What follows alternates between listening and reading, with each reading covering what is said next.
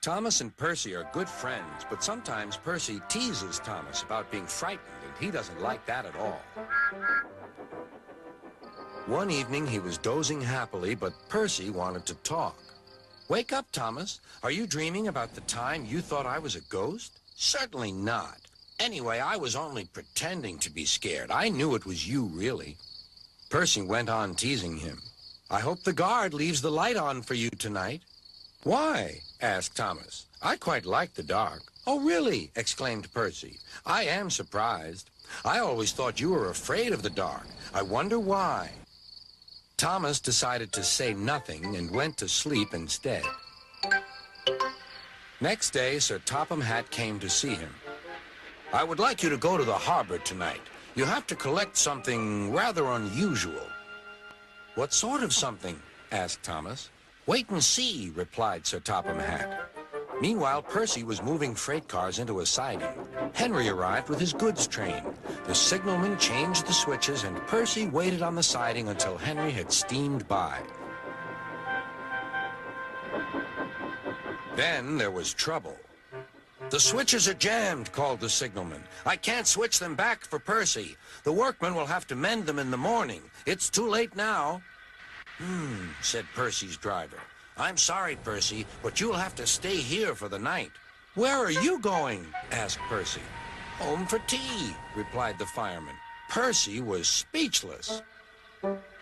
He watched as the other engines went home to the shed. Nighttime came, and Percy began to feel very lonely. "Oh, dear," he murmured. "It's very dark." Oh, what's that?"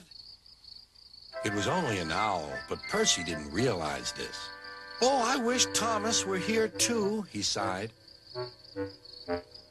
Thomas was waiting for his mysterious load at the harbor. Suddenly, there it was. "Cinders and ashes," cried Thomas. "It's a dragon." "Don't worry," laughed his driver. "This dragon is made of paper. It's for the carnival tomorrow."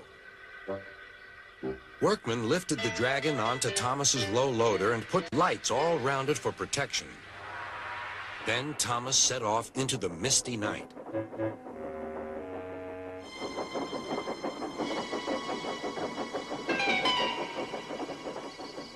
Percy was asleep on his siding and had no idea that Thomas was approaching him.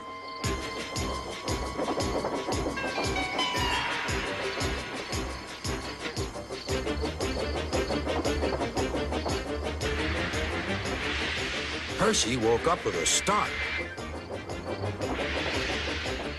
"Help!" cried Percy. "I'm not going to open my eyes until my driver comes." Next morning, the switches were mended, and Percy puffed back to the junction. Gordon was just about to leave with the express. "You'll never guess what I saw last night." Gordon was in no mood for puzzles.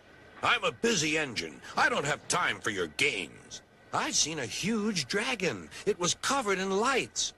Gordon snorted. "You've been in the sun too long. Your dome has cracked." When the other engines heard the news, they laughed too. "Look out, Percy," chuckled James, "or the dragon may gobble you up." "No one believes me," huffed Percy. "Maybe I did imagine the dragon after all." But Percy soon found out that he hadn't. "Help! Save me!" cried Percy. "It's all right," whistled Thomas, and he explained about the carnival. "By the way, how was your night out?" Percy decided to tell Thomas the truth. "Well, Percy," said Thomas, "maybe we do get scared sometimes, but if we're not afraid to tell each other, then that means we're quite brave, too."